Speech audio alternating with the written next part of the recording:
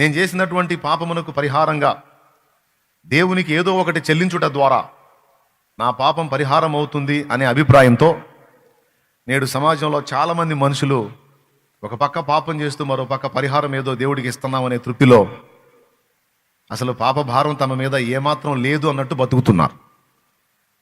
కానీ నిజంగానే వాళ్ళు చేసేటువంటి క్రియల ద్వారా వాళ్ళ పాపానికి నిష్కృతి జరుగుతుందా? పాపం నుంచి విడుదల దొరికి నిజంగా వాళ్ళు వెతుకుతున్న మనశ్శాంతి వాళ్ళకు దొరుకుతుందా? వాళ్ళు ఆశిస్తున్న మోక్షం వాళ్ళకు దొరుకుతుందా అంటే అది కళ. మనశ్శాంతి లేదు, ప్రశాంతత లేదు, ఆదరణ లేదు, నిజమైన ఆనందము లేదు, నిత్య జీవ ప్రాప్తి లేదు, మోక్ష మార్గం కూడా తెలియదు. ప్లాస్టిక్ పూల్ లాగా ఏదో పైకి నవ్వు పెదాల మీద పులుముకొని అల్పానందం పొందుతూ అదే శాశ్వతమైన ఆనందం అనే భ్రమలో సమాజంలో చాలా మెజారిటీ బతుకుతున్నారు.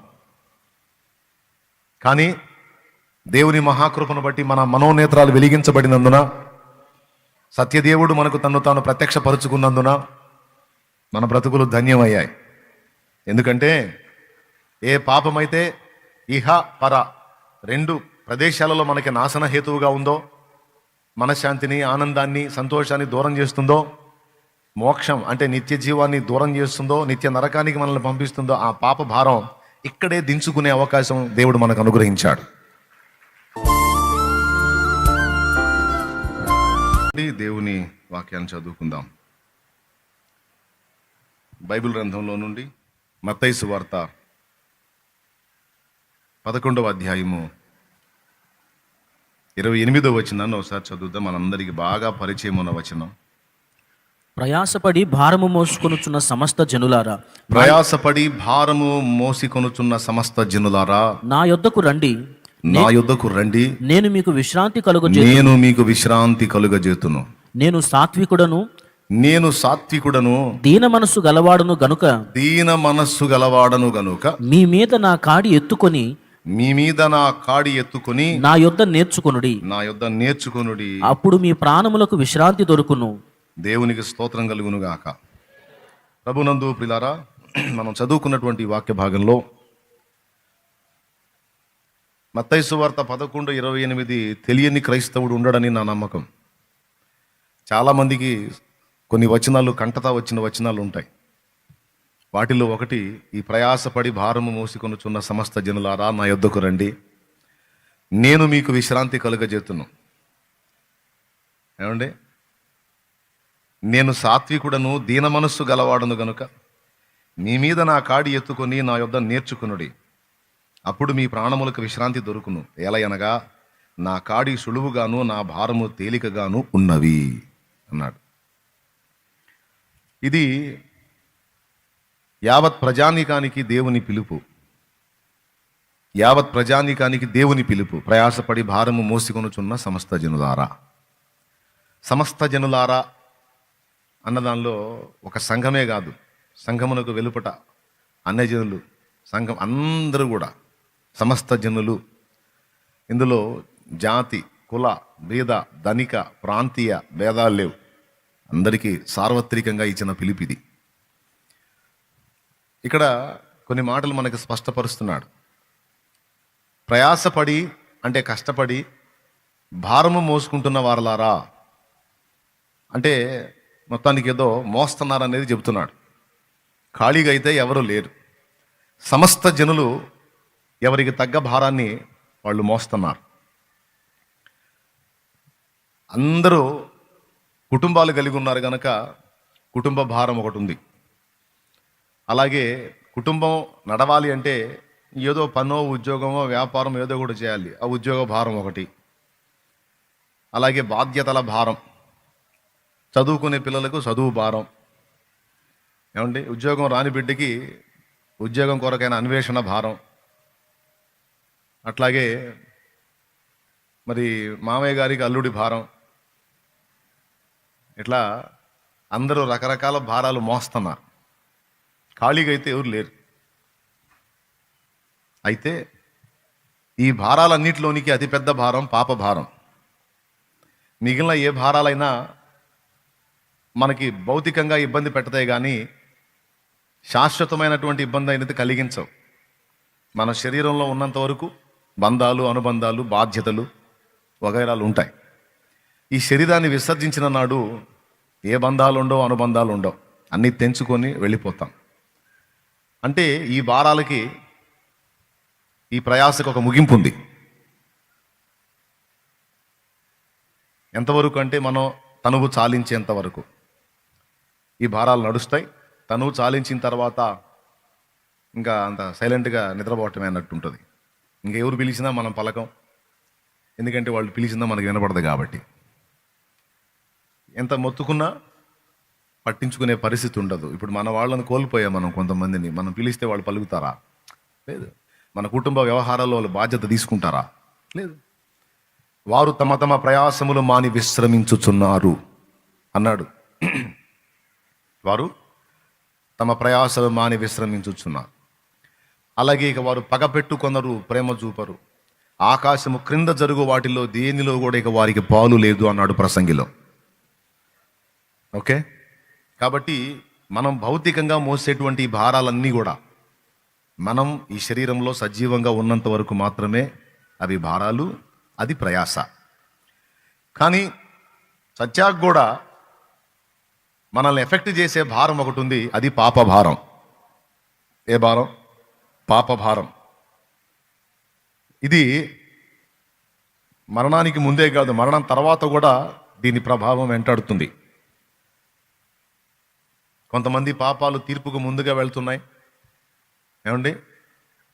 కొంతమంది పాపాలు వారి వెంట వెళతాయి. కొంతమంది పాపాలు ముందే పోతాయి దేవుని దగ్గరికి. సొదొమ గొమొర్రాలను గూర్చిన మొర గొప్పది. నా యొద్దకు వచ్చిన మొర్ర చొప్పున వారు సంపూర్ణంగా జరిగించరో లేదో నేను పోయి తెలుసుకుంటాను అన్నాడు దేవుడు. సొదొమ గొమొర్రాలను గూర్చినటువంటి మొర, వారి యొక్క పాపాన్ని గూర్చిన మొర దేవుని దగ్గరికి పోయిందట. వాళ్ళు ఇక్కడే ఉన్నారు భూమి మీద, కానీ వాళ్ళ పాపాన్ని గూర్చిన సమాచారం దేవుని దగ్గరికి పోయింది. ఆయన అనుకున్నాడు, నేను దిగొచ్చి అసలు ఆ ప్రాంతానికి వెళ్ళి అసలు వాళ్ళ వ్యవహారం ఏంటో నేను తెలుసుకుంటానని దిగొచ్చాడు ఆయన. ఆ వచ్చినప్పుడే అబ్రహాంని కలుసుకొని వాగ్దానాన్ని చేసి ఆదికాండం 18లో 19లో సొదొమ గొమొర్రాల దగ్గరికి వెళ్తాడు. కొంతమంది పాపాలు వాళ్ళు భూమి మీద ఉండగానే దేవుని దగ్గరికి చేరతాయి, తొందరగా మాకు తీర్పు తీర్చని. కొంతమంది పాపాలు వారి వెంట వెళతాయి. ఈ పాపం భౌతికంగానే కాదు, ఆత్మీయంగా కూడా మనల్ని ఇబ్బంది పెట్టేది. అందుకే అన్ని భారాల్లోకి పెద్ద భారం పాప భారం. అసలు ఇలాంటి భారం ఒకటి మనం మోస్తున్నాము, దాని ఎఫెక్ట్ మన మీద పడుతుంది అన్న స్పృహే సమాజంలో చాలా మంది మనుషులకు లేదు. ఎందుకంటే కొన్ని పనులు చేసి మనుషులు తమను తాము మోసం చేసుకునే ప్రక్రియని మన అలవాటు చేశారు. కొన్ని పనులు చేసి మనల్ని మనం మోసం చేసుకోవటం. నేను చేసినటువంటి పాపమునకు పరిహారంగా దేవునికి ఏదో ఒకటి చెల్లించుట ద్వారా నా పాపం పరిహారం అవుతుంది అనే అభిప్రాయంతో నేడు సమాజంలో చాలామంది మనుషులు ఒక పక్క పాపం చేస్తూ మరో పక్క పరిహారం ఏదో దేవుడికి ఇస్తున్నామనే తృప్తిలో అసలు పాప భారం తమ మీద ఏమాత్రం లేదు అన్నట్టు బతుకుతున్నారు. కానీ నిజంగానే వాళ్ళు చేసేటువంటి క్రియల ద్వారా వాళ్ళ పాపానికి నిష్కృతి జరుగుతుందా? పాపం నుంచి విడుదల దొరికి నిజంగా వాళ్ళు వెతుకుతున్న మనశ్శాంతి వాళ్ళకు దొరుకుతుందా? వాళ్ళు ఆశిస్తున్న మోక్షం వాళ్ళకు దొరుకుతుందా? అంటే అది కళ్ళ. మనశ్శాంతి లేదు, ప్రశాంతత లేదు, ఆదరణ లేదు, నిజమైన ఆనందము లేదు, నిత్య జీవ ప్రాప్తి లేదు, మోక్ష మార్గం కూడా తెలియదు. ప్లాస్టిక్ పూల్ లాగా ఏదో పైకి నవ్వు పెదాల మీద పులుముకొని అల్పానందం పొందుతూ అదే శాశ్వతమైన ఆనందం అనే భ్రమలో సమాజంలో చాలా మెజారిటీ బతుకుతున్నారు. కానీ దేవుని మహాకృపను బట్టి మన మనోనేత్రాలు వెలిగించబడినందున, సత్యదేవుడు మనకు తన్ను తాను ప్రత్యక్షపరుచుకున్నందున మన బ్రతుకులు ధన్యమయ్యాయి. ఎందుకంటే ఏ పాపమైతే ఇహ పర రెండు ప్రదేశాలలో మనకి నాశన హేతువుగా ఉందో, మనశ్శాంతిని, ఆనందాన్ని, సంతోషాన్ని దూరం చేస్తుందో, మోక్షం అంటే నిత్య జీవాన్ని దూరం చేస్తుందో, నిత్య నరకానికి మనల్ని పంపిస్తుందో, ఆ పాప భారం ఇక్కడే దించుకునే అవకాశం దేవుడు మనకు అనుగ్రహించాడు. అది కూడా పర్మనెంట్ సొల్యూషన్ అన్నమాట, శాశ్వత పరిష్కారం. కానీ నేడు సమకాలీన సమాజంలో చాలా మందికి ఈ పరిష్కారం తెలియదు. ఎప్పటికప్పుడు నేను పాపాలు కడిగేసుకున్నాను, ప్రాయశ్చిత్తం చేసేసుకున్నానని భ్రమపడుతున్నాడు. కానీ మరి పాపం తొలగిపోయినప్పుడు వచ్చే రక్షణానందం అనేది వానికి దొరకట్లా. అలాగే చచ్చిన తర్వాత మోక్షం గ్యారెంటీ అనేటువంటి స్పష్టత కూడా తనకు లేదు. కానీ ఏం చేద్దాం, మరో మార్గం తెలియదు. మరి ఏ చెట్టు లేనప్పుడు ఆమదం చెట్టే మహావృక్షం అన్నట్టు యేసయ్యను గూర్చిన సమాచారం వాళ్ళకి తెలియనంత వరకు ఈ ఆమదపు చెట్లే మరి మహావృక్షాలు అన్నట్టుగా వాళ్ళు ఫాలో అవటం జరుగుతుంది. కానీ వాళ్ళందరికీ యేసును పరిచయం చేసినప్పుడు వారిలో అనేకులు యేసు వైపు తిరిగారు. అలా తిప్పబడిన వాళ్ళలో మనందరం కూడా ఉన్నాం. ఒకప్పుడు మనం అన్యజనులమై ఉన్నాం. మనం చెప్పినటువంటి పాప భారాన్ని మనమే ఒకప్పుడు భయంకరంగా మోసుకుంటా తిరిగాం. దాని తాలూకు ఆవేదన, ఆక్రందన, దుఃఖం, అశాంతి అనుభవించాం. ఈరోజు యేసయ్య రక్తంలో కిందికి వచ్చి ఆయన రక్తంలో దోషాలన్నీ కడుక్కొని మిగిలిన భారాలన్నీ అలా ఉన్నా ముందు ప్రమాదకరమైనటువంటి భారం, ఇహమందును పరమందును కూడా మనకు ఘోరమైన వేదన కలిగించే భారం, పాప భారం, దాని నుంచి బయటపడ్డాం అనే నిశ్చయిత మనకుంది. కానీ ఈ నిశ్చయిత అనే జనులకు లేదు. మరి వాళ్ళు కూడా ఎప్పుడు మనలాగా వస్తారంటే మనం వారికి ప్రచురపరిచినప్పుడు, మనం బాధ్యత తీసుకొని మీరు మోస్తున్నటువంటి పాప భారం మీ బ్రతుకులో అశాంతిని, చచ్చిన తర్వాత నరకాన్ని మీకు ఇస్తుంది. దాని నుంచి మిమ్మల్ని విడిపించడానికి ఇదిగో రక్షకుడు యేసయ్య వచ్చాడు. ఆయన తన రక్తము చేత మన పాపములకు ప్రాయశ్చిత్తం జరిగించాడు. ఆయన రెక్కల కిందికి వచ్చిన వాడు పాప శాప బంధకాల్లోంచి విడుదల పొందుతాడు. కాబట్టి ప్రభు అయిన యేసు వైపు చూచి రక్షణ పొందండి, ప్రభు అయిన యేసునందు విశ్వాసం ఉంచండి, అప్పుడు మీరును మీ ఇంటి వారు రక్షింపబడుదురు అని మనం, సత్యమెరిగిన మనం, వాస్తవం తెలిసిన మనం బాధ్యత తీసుకుని వారికి ప్రకటించడం ద్వారా అనేక మంది ప్రభు వైపు తిరిగారు, తిరుగుతున్నారు, తిరగబోతున్నారు. ఆమేన్. అయితే అలా జరగడానికి ముందు మనం బాధ్యత తీసుకోవాలి.